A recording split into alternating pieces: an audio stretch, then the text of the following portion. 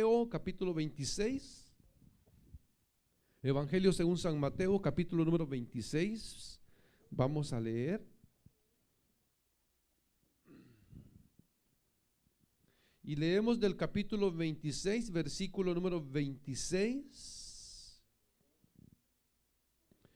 que nos dice la bendita palabra de Dios. Y mientras comían, tomó Jesús el pan y bendijo, y lo partió, y dio a sus discípulos, y dijo: tomad, comed, esto es mi cuerpo. Y tomando la copa, y habiendo dado gracias, les dio, diciendo: bebed de ella todos, porque esto es mi sangre del nuevo pacto, que por muchos es derramada para remisión de los pecados. Y os digo que desde ahora no beberé más de este fruto de la vid, hasta aquel día en que lo beba nuevo con vosotros en el reino de mi Padre. Y cuando hubieron cantado el himno, salieron al monte de los olivos. Amén. Pueden tomar su asiento, hermanos y hermanas, por favor. Hemos llegado, hermano, a un momento muy importante, hermano, en lo que es la vida, el ministerio de nuestro Señor Jesucristo. Importante, hermanos, porque las profecías concernientes a nuestro Señor Jesucristo se están cumpliendo.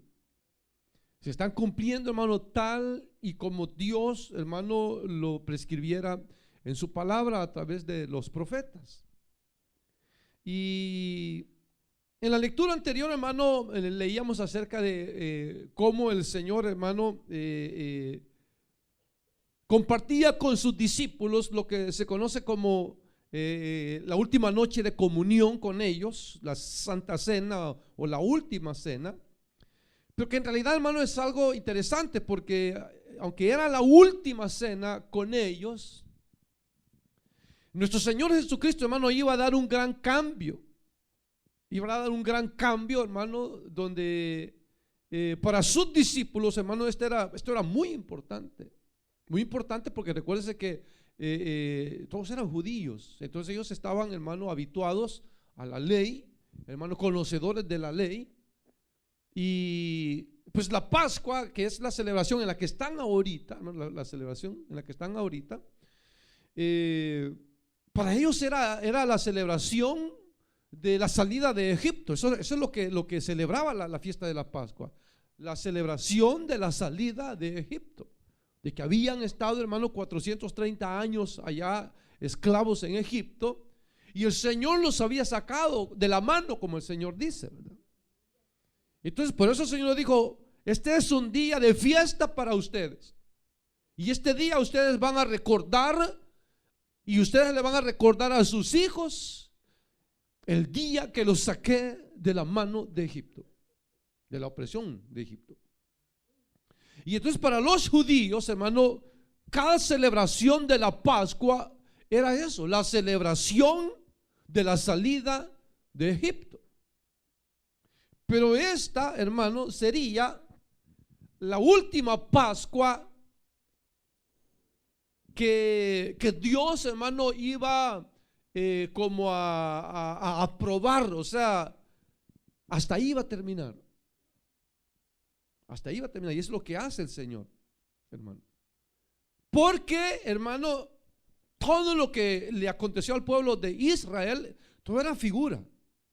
Eso todo era figura. O sea, el Cordero Pascual, figura de Cristo.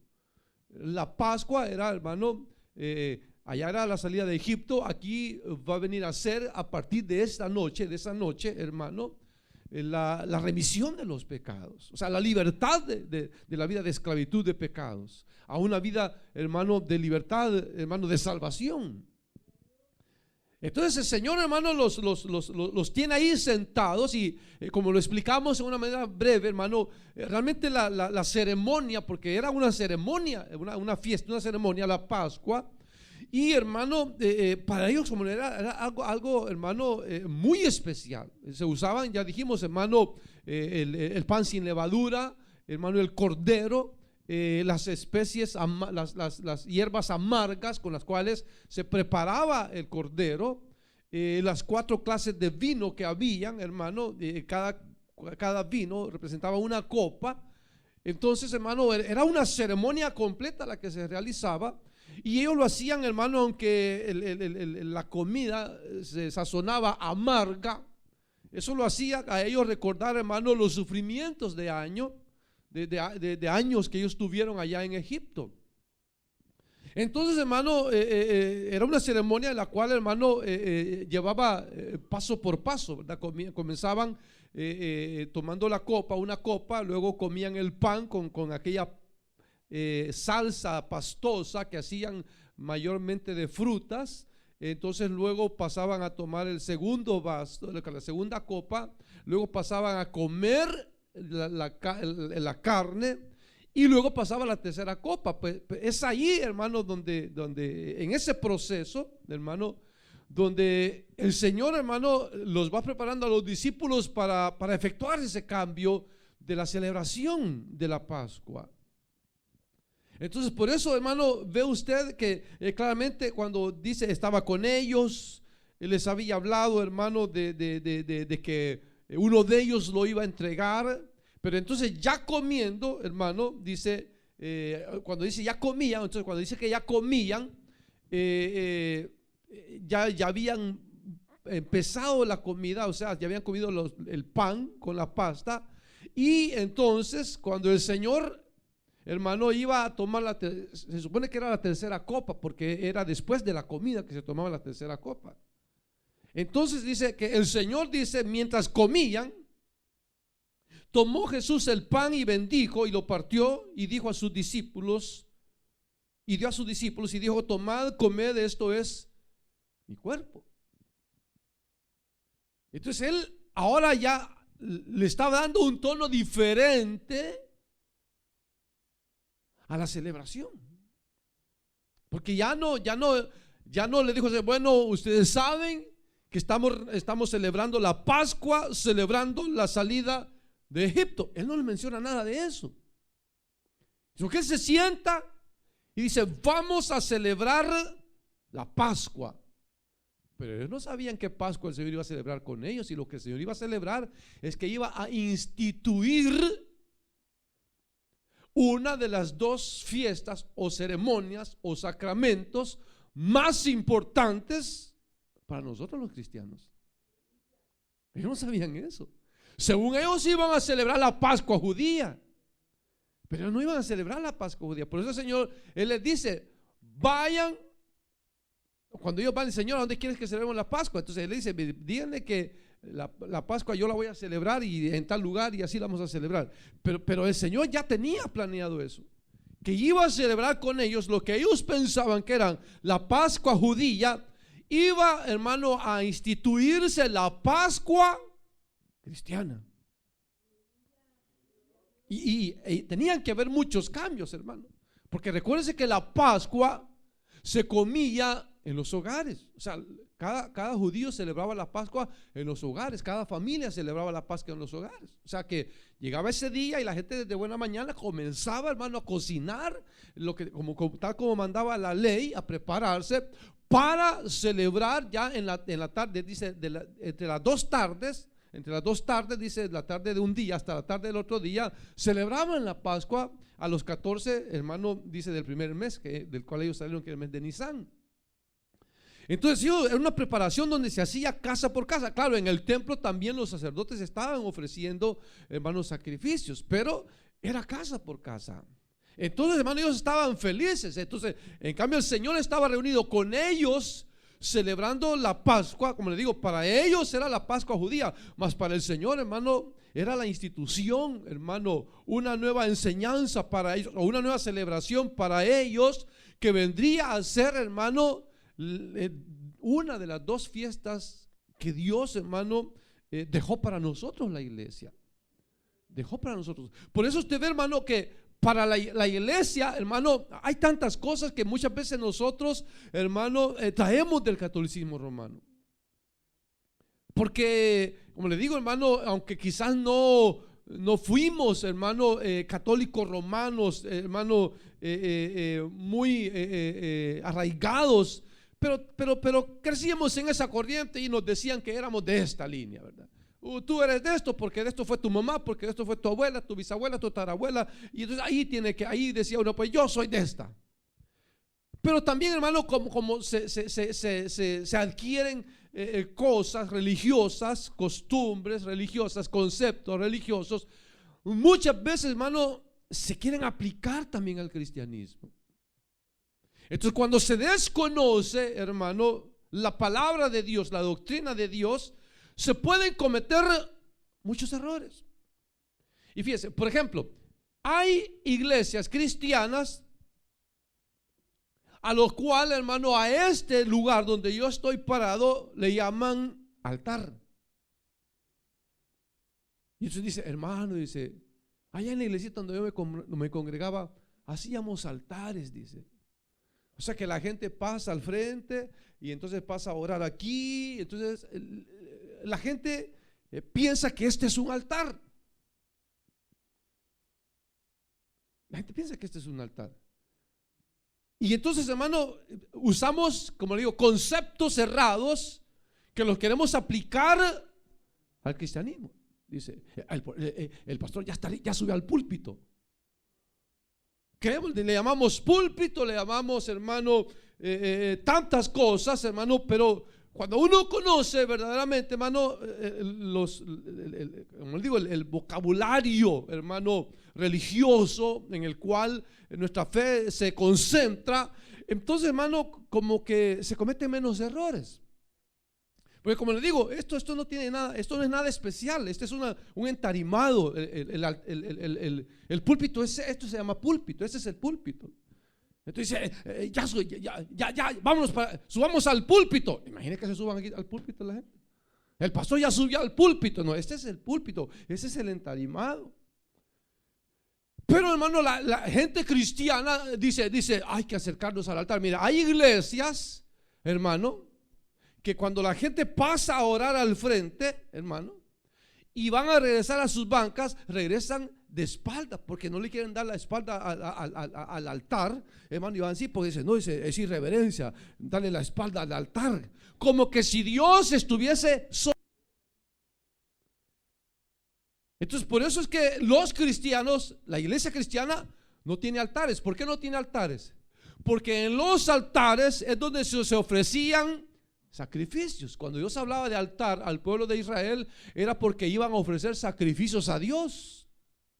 Dice, y levantaréis un altar de piedra sin labranza y todo. Ya le decía, levanten un altar, porque Dios les pedía que ofrecieran sacrificios. Entonces, todos los lugares donde se ofrecen sacrificios o se ofician ceremonias, hermano, de sacrificio, se llaman altares. Pero la iglesia cristiana no tiene altares. ¿Por qué? Porque no tiene ceremonias. Y las ceremonias que tiene, hermano, son, como le digo, en el caso del bautismo en aguas, que son ceremonias, hermano, donde con cosas, elementos de esta tierra, Dios nos enseña verdades espirituales. Aquí el Señor, aunque Él va a usar elementos de la Pascua judía, Él va a ocuparlos para establecer la Pascua cristiana, o sea, la Santa Cena cristiana. Pero no todos los elementos, fíjense, no todos los elementos usa el Señor. Porque si usted ve, hermano, entonces dice que ellos estaban ahí. Entonces el Señor viene y se sienta con ellos, ¿verdad? Y ellos piensan que se está celebrando la Pascua judía. Sin embargo, al momento en que el Señor dice, hermano, agarra el pan, dice que lo bendijo, lo partió, dio a sus discípulos y dijo, tomad, comed, esto es mi cuerpo. Entonces ve, ahí cuando se lee despacio, ¿verdad? Tomad, comed, dice, esto es mi cuerpo. O sea, el Señor no le dice, que sería lo más correcto, es mi cuerpo, sino que él dice, esto es mi cuerpo, que verdaderamente es lo correcto. Ya lo voy a explicar por qué. No es una confusión. Porque lo que el Señor les está enseñando es que ese pan, de aquí en adelante, de esa celebración en adelante, se va a convertir en un símbolo de su cuerpo. Por eso es que el Señor dice, esto es mi cuerpo. O sea, este pedazo de pan va a simbolizar de aquí en adelante mi cuerpo, ya no el del Cordero Pascual. Ya no iba, eso ya, ahora ya iba a quedar, lo estaba haciendo a un lado el Señor.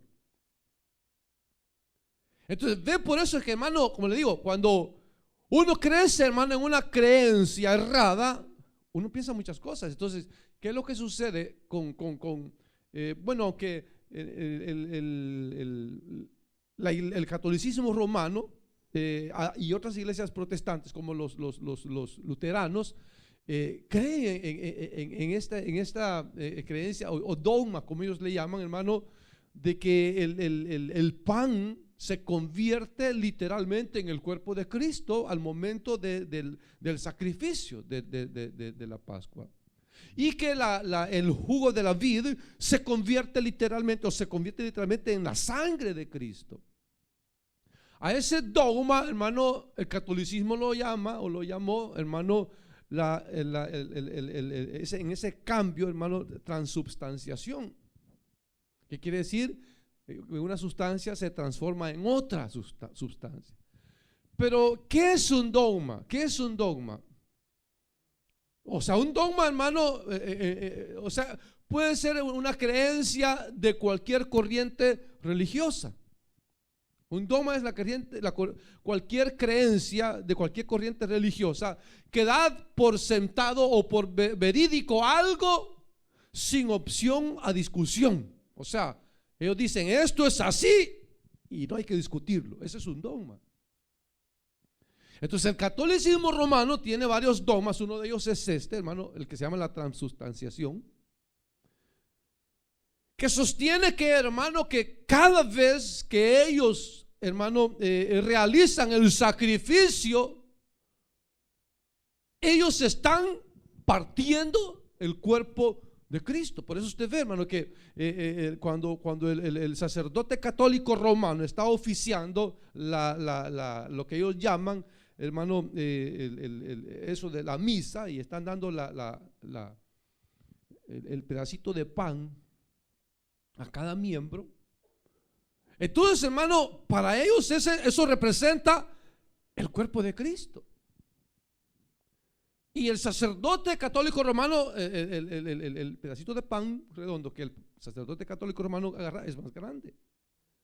Y entonces viene él y lo levanta y lo parte. Entonces, para ellos, al partir el pedazo de pan, ellos dicen, hermano, que ahí están matando, partiendo el cuerpo de Cristo. Entonces, para el catolicismo romano, cada vez que se oficia, hermano, la misa y se reparte el vino, bueno, dan vino literal, hermano, y el pan representado en este pedacito de harinita redonda, hermano, para ellos eso representa la muerte de Cristo. Entonces, cada vez que el sacerdote católico romano oficia, hermano, misa o la cena, hermano, están matando al cuerpo de Cristo, o sea, están matando a Cristo. Pero pero ese dogma realmente no tiene ninguna base, porque aquí el Señor, primero que Él no dice que ese es su cuerpo, sino que Él dice esto, hablando de un símbolo. Y lo mismo del vino, del jugo de la vida, Él no dice esta es mi sangre, Él dice esto, o sea, este elemento es mi sangre. ¿Qué lo hace como la Biblia quiere, hermano, explicarlo? Dios quiere explicarlo. Un símbolo. Un símbolo. ¿Por qué? Porque el Señor más adelante, con los años, el Señor en sus enseñanzas iba a usar a hombres, y a través de ellos Dios dice claramente que con una sola ofrenda hizo perfectos para siempre a los santificados. O sea que el Señor Jesús no necesita que lo estemos matando cada santa cena que oficiamos. No necesita que digamos, bueno hermano, en el primero del mes vamos a matar a Cristo otra vez. Y entonces lo matamos 12 veces al año, ¿verdad? O cuantas veces celebran la Santa Cena las corrientes religiosas. Pero en realidad no se trata, hermano, de matar al Señor cada vez que, hermano, realizamos, hermano, la Santa Cena, sino que lo que el Señor dice claramente, hermano, que lo que Él quiere es que le recordemos a Él, que lo recordemos a Él, que recordemos su muerte y que anunciemos su pronto regreso. Eso es lo que dice. Porque al hacerlo dice: la muerte del Señor anunciáis hasta que Él venga. Eso es lo que dice la palabra de Dios. Entonces viene el Señor y como una de las celebraciones de esas copas que se usaban, había una copa que se llamaba la copa de bendición. Y usted se recuerda en 1 Corintios 10, el apóstol Pablo la menciona cuando él dice: la copa de bendición que bendecimos ¿no es la comunión de la sangre de Cristo? Ahí dice. Entonces se llamaba la copa de bendición. Entonces, hermano, el Señor, hermano, les da a ellos y les dice: coman, que esto es mi cuerpo. Entonces para ellos fue algo nuevo, hermano, porque la ceremonia de la Pascua no decía eso, sino que ellos lo que se hacía era, hermano, eso, o sea, comenzar desde el principio, ¿verdad? A comer primero, hermano, la pasta aquella, la salsa con el pan. Se tomaba una copa, luego otra copa, luego la comida, luego otra copa, luego se cantaban 6 salmos del 113 al 118, hermano, y entonces, hermano, ya el sacerdote oraba. Pero ahora el Señor, hermano, Él no habla, hermano, de hay que recordar la salida de Egipto, sino que Él dice: tomen este pan, cómanlo, tomen y coman lo que esto es mi cuerpo. Entonces, aunque los discípulos, hermano, ellos no entendían, ellos estaban obedeciendo a lo que el Señor les decía. Porque ellos sabían que el Señor sabía lo que estaba haciendo. Porque el Señor sabía lo que estaba haciendo, ¿verdad, hermano? Pero cuando el Señor hace eso, lo que está haciendo es dar por terminado el antiguo pacto. Ahí lo está dando él no lo dio por terminado cuando Él muere en la cruz, sino que lo está dando por terminado aquí. En la cruz Él lo confirma, porque ya Él con su muerte se acaba todo y comienza la dispensación de la gracia, hermano.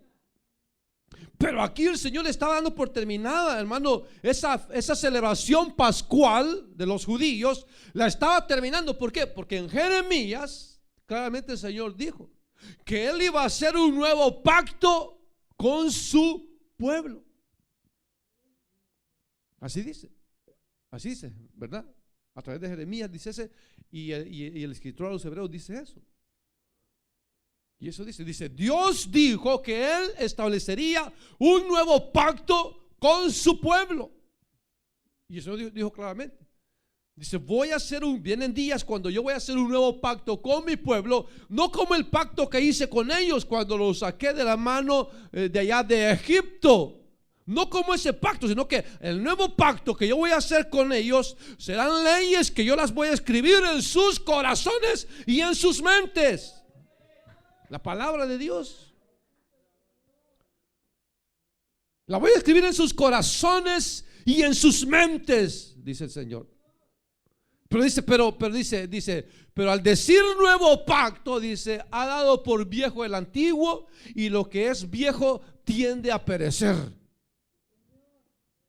Y entonces, hablando del antiguo pacto, dice el escritor a los hebreos, dice que el antiguo pacto, por su ineficacia, fue cancelado. ¿Por qué? Porque el antiguo pacto no pudo salvar a los hombres, sino que al contrario, los condenaba.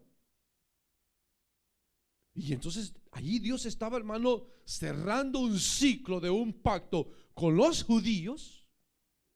Pero habría un ciclo, hermano, un pacto hoy no solamente con judíos creyentes, sino con gentiles. con gentiles. Dios nos estaba abriendo la puerta a nosotros, como diciendo, hermano, de esta puerta se abre no solamente para judíos que crean en el sacrificio mío, sino gentiles. Por eso es que, hermano, no tiene validez. A partir de aquí ya no tiene validez la celebración de la Pascua judía, porque ya Dios la caducó. Sí, ya Dios la caducó. Pero como ellos están cegados todavía, ¿verdad? Ellos la siguen celebrando. Ellos la siguen creyendo que Jehová está feliz con ellos. No. Cuando Dios les abra los ojos a ellos, se van a dar cuenta que aquí el Señor, hermano, cerró el ciclo hermano, de la celebración de esa fiesta de la Pascua, para abrir una puerta de esperanza y perdón para nosotros los gentiles. Y entonces dice que les dio el pan. Y luego dice, y tomando la copa y habiendo dado gracias, les dio diciendo, bebed de ella todos.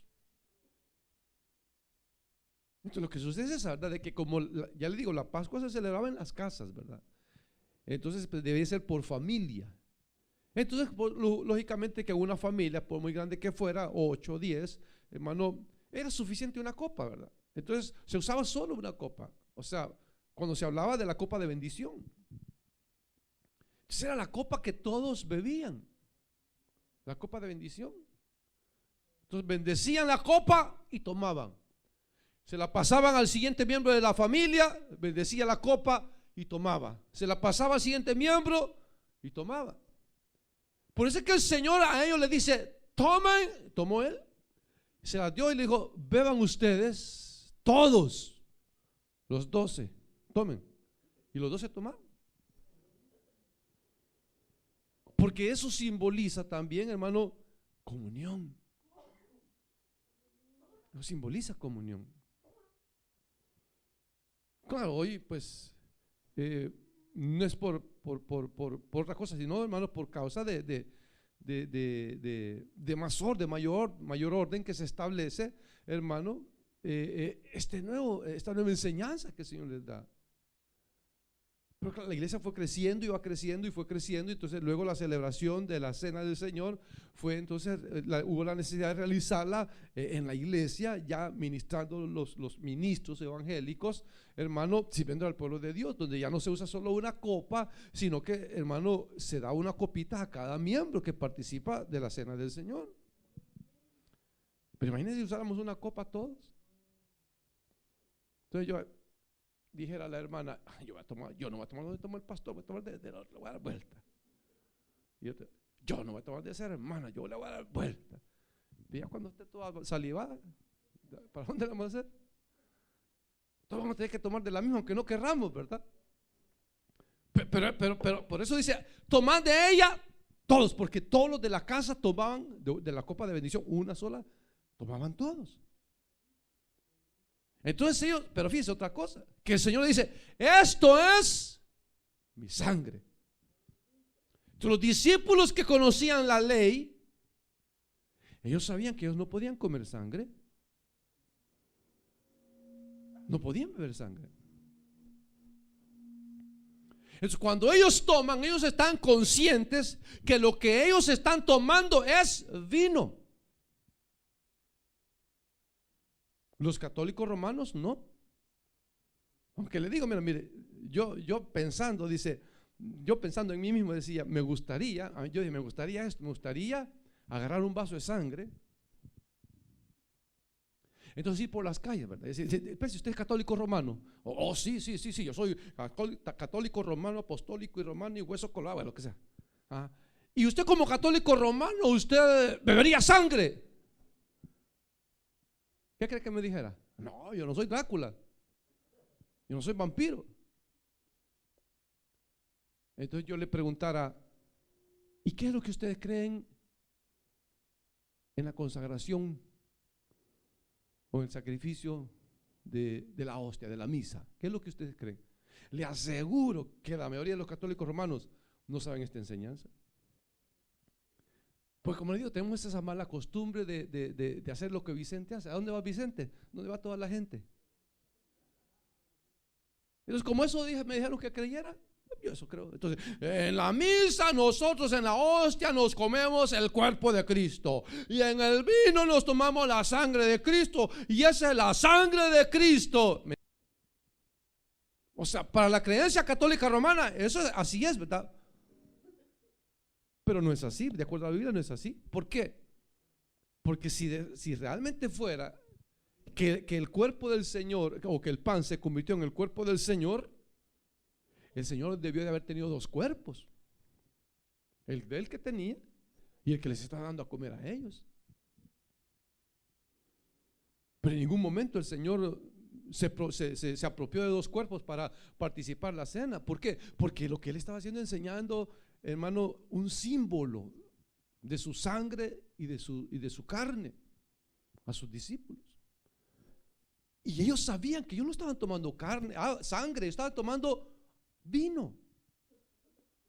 Si hubiera sido sangre, les aseguro que no se hubieran tomado, porque la ley decía que no se podía comer sangre.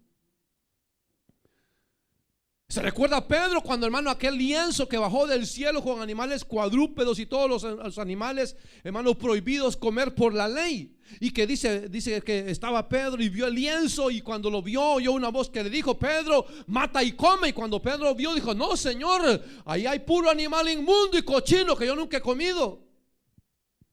Y el Señor le dijo: Pedro, lo que Dios ha limpiado no lo llames común o inmundo. Y 3 veces se hizo la visión. Y entonces cuando Pedro, hermano, le dijo la 3ª vez, el Señor le dijo: Pedro, mata y come, y no llames inmundo lo que Dios ha limpiado, porque la oración hace limpio todos los alimentos.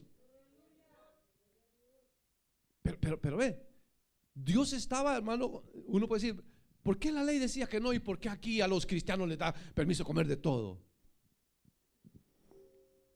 Pues es por eso, hermano, porque es un nuevo pacto, la nueva dispensación bajo la cual Dios quiere que nosotros vivamos, hermano, como cristianos. Porque no nos podía dejar Dios bajo la ley, porque la ley nada perfeccionó. Entonces Dios dijo: la ley no sirve, la vamos a cambiar, le vamos a poner leyes que estén escritas en sus corazones y en sus mentes, y que lo hagan por amor a Dios. Y no que sean salvos por esas leyes, sino que sean salvos por fe y por gracia.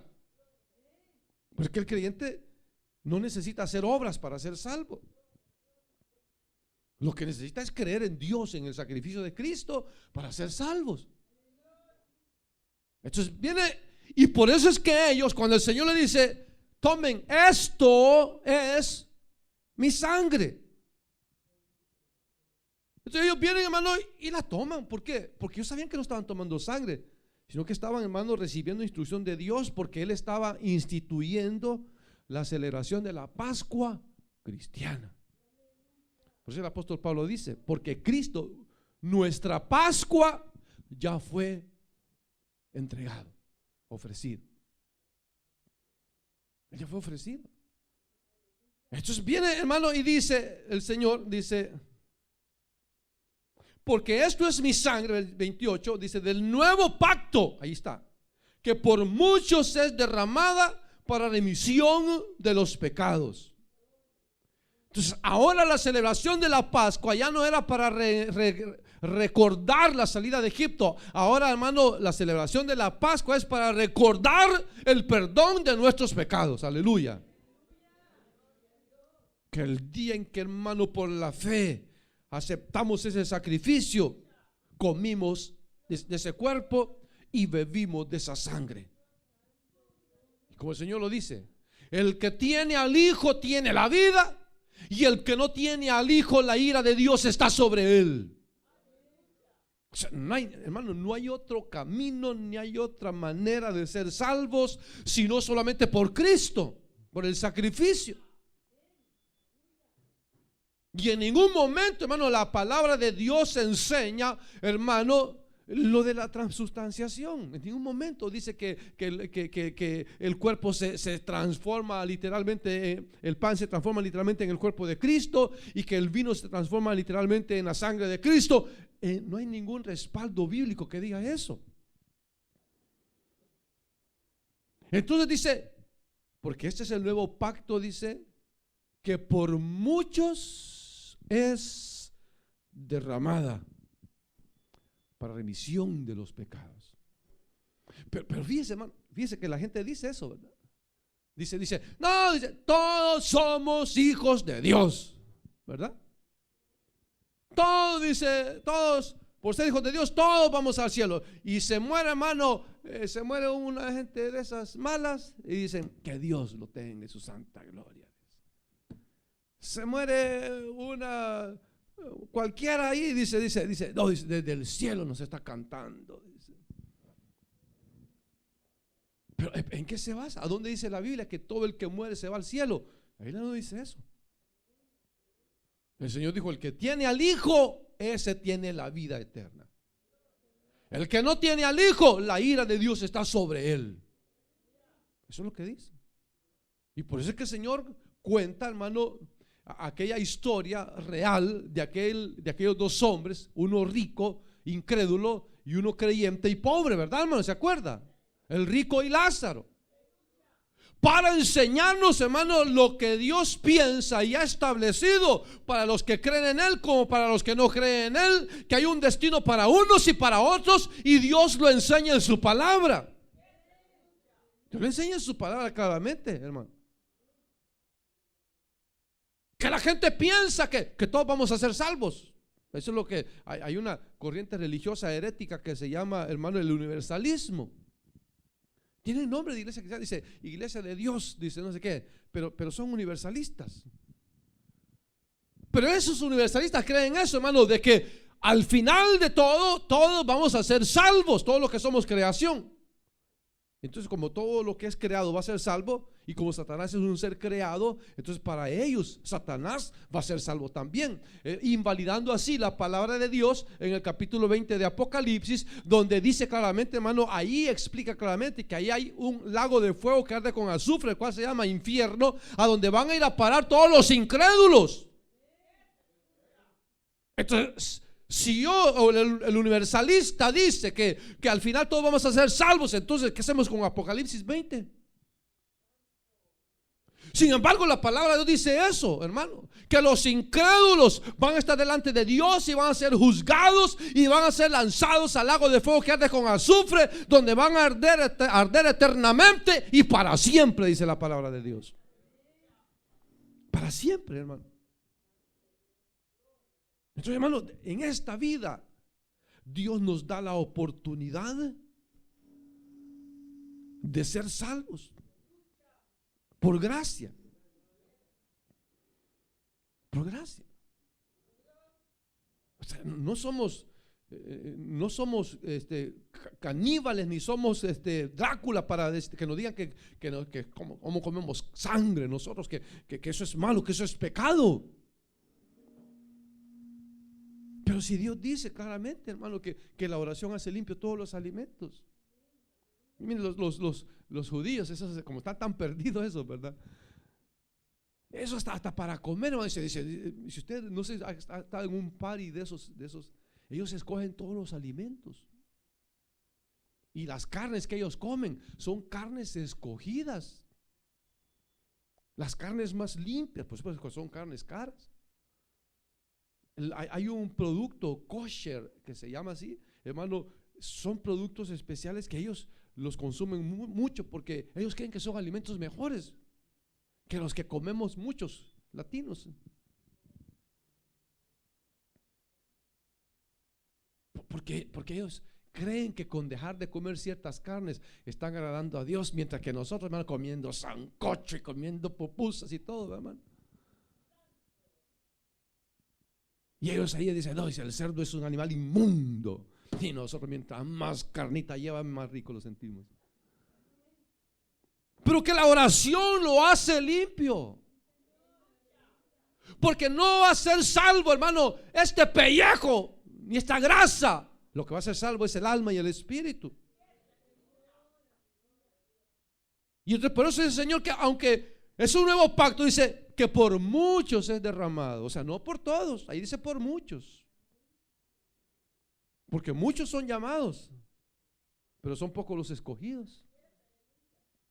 Muchos son llamados.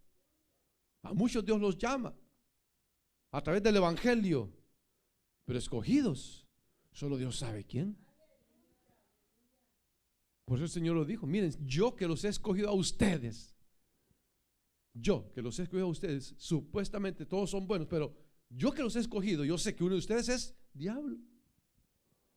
Ni porque yo los escogí. Entonces, por eso es que el Señor dice que la sangre ha sido derramada para remisión de pecados en favor de muchos, de los que creeríamos, hermano, a ese sacrificio. Y por eso dice el Señor: y os digo desde ahora que no beberé más de este fruto de la vid hasta aquel día en que lo beba nuevo con vosotros en el reino de mi Padre. O sea, era el último. O sea, ya se estaba despidiendo el Señor de ellos. Ya se estaba despidiendo. Muchachos, bueno, ya los otros 3 años que estuvo con ellos, de seguro que celebró la Pascua con ellos. Pero esta Pascua fue especial, fue diferente. Porque el Señor, como le digo, cerró. Dijo: la Pascua judía queda sin efecto a partir de esta noche. Bueno, a partir de esta noche, la Pascua que queda en efecto es la Pascua de los cristianos. Y se va a celebrar así: el pan será un símbolo de mi cuerpo y el vino será un símbolo de mi sangre.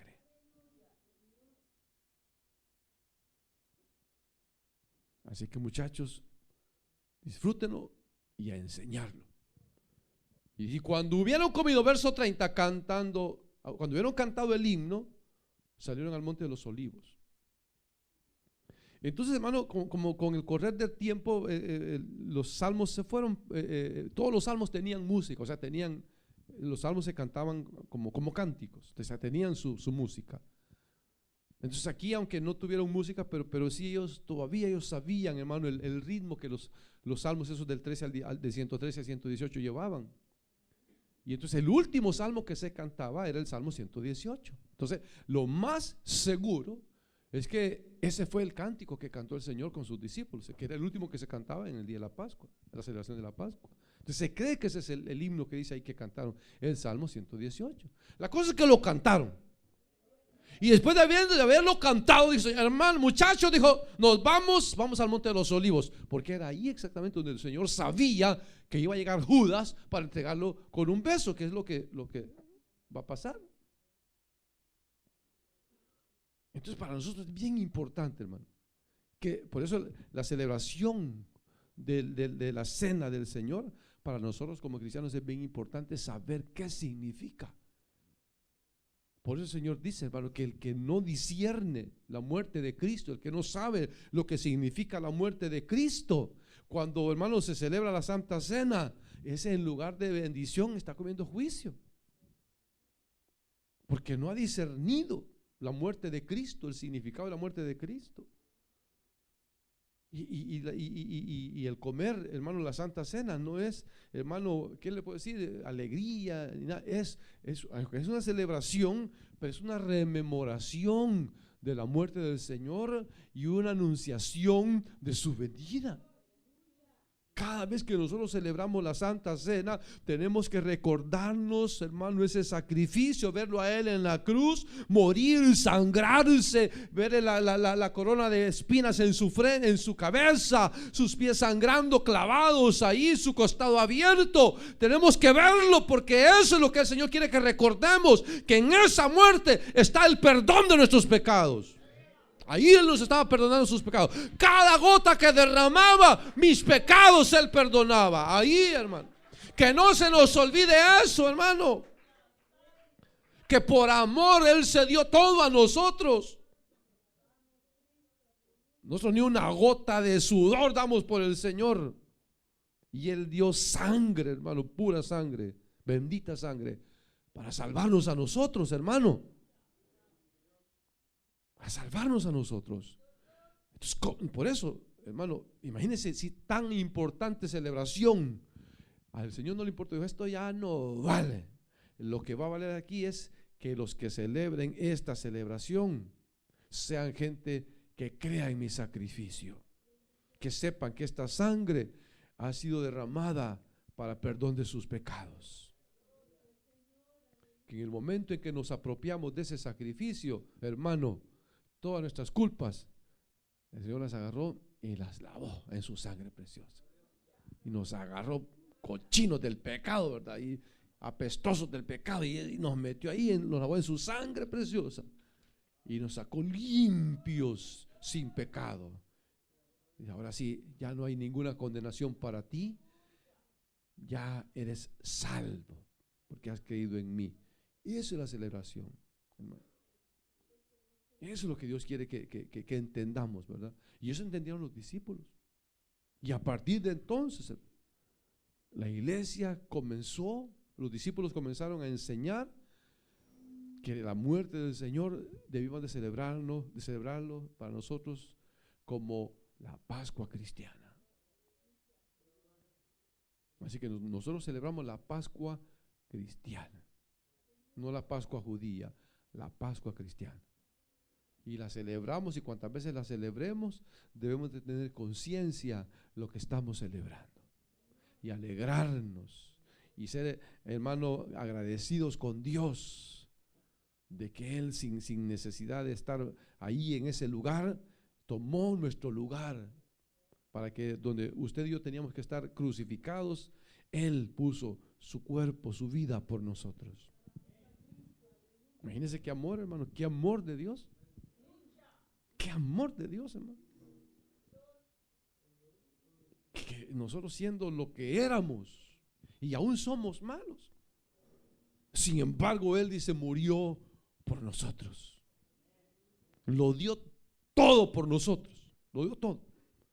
Hermano, estuvo dispuesto hasta que el Padre lo abandonara por amor a nosotros.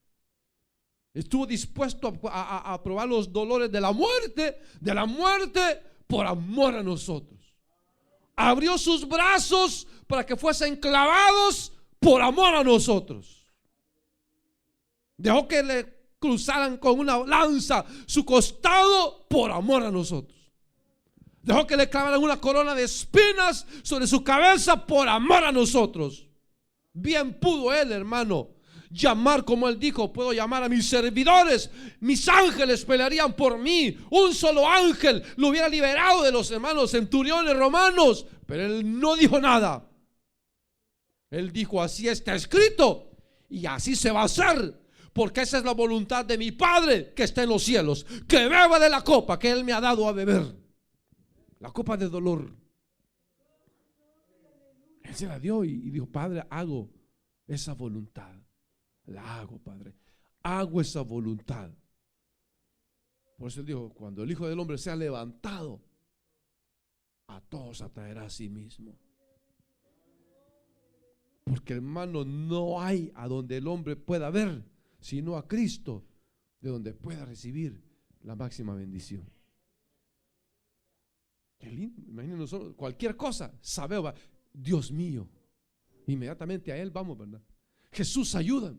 Bendito Rey, guárdame. Inmediatamente. Imaginen los incrédulos. A un muerto le hablan. Santa María, San Juan, no sé qué, San Antonio, a puros muertos. Y nosotros, al que está más vivo que nadie, al Dios vivo verdadero. Él. Nos hemos acercado, hermano, no al monte que humeaba, como dice allá, el monte Sinaí, sino que nos hemos acercado al propio Dios vivo. Ya no necesitamos de estar lejos, hermano, al pie del monte, porque el que tocaba el monte se moría. Hoy dijo Dios, no se preocupen, ahorita ustedes tienen acceso aquí enfrentito de mí al trono de la gracia. Ustedes pueden entrar y no hay ningún problema, porque la sangre de Cristo los cubre. Y antes los israelitas decían, Moisés, ve y habla tú con Dios, porque es que no da miedo hablar con Él. Ve y habla tú con Dios. Ve, ay, Moisés, ve tú, Moisés, ve por favor. Miedo les daba hablar. Y nosotros solo cerramos los ojos y decimos, Padre nuestro, y ahí está Dios escuchándonos. Perdóname, y está su sangre preciosa allí, hermano, para limpiar, sus manos cariñosas, para fortalecernos, para acariciarnos, para bendecirnos. Ahí está siempre, hermano. Siempre está Él ahí por nosotros. Imagínense lo que fuimos nosotros, hermano. ¿Quién daba un centavo partido por la mitad por nosotros? ¿Quién decía, no, yo doy esto para que esta persona no muera? Nadie, hermano. Pero Él lo dio todo por nosotros. Por eso, si Él lo dio todo, hermano, tratemos de darle lo más que podamos a Él. Démosle a Él lo más que podamos, hermano, porque de Él somos. Porque si vivimos, de Él somos. Si morimos, de Él somos. Morimos y pasamos a una mejor vida, ¿verdad, hermano? Pasamos a una mejor vida, porque esa es la vida que Él ha prometido para los que le aman. Así que, hermano, bendito sea Dios, que no vio raza, no vio país, no vio nada para salvarnos, sino que nos amó porque quiso amarnos. Como dice el corito aquel, yo no sé qué viste en mí. ¿Qué viste en mí? ¿Qué vio en nosotros, hermano? Pura basura vio en nosotros. Idolatría, malas palabras, malos pensamientos, malas acciones. No queríamos saber nada de Él. Eso es lo puro, lo que vio Dios en nosotros. Y yo dijo Dios, no importa, me he propuesto amarlos y los voy a amar y voy a dar mi vida por ellos. Y los dio. Amén, hermano. Vamos a orar. Padre nuestro que estás en los cielos, en el nombre poderoso de Jesucristo, nuestro gran Señor y Salvador, te damos muchas gracias, Señor bendito. Gracias, porque, Señor del cielo, aunque para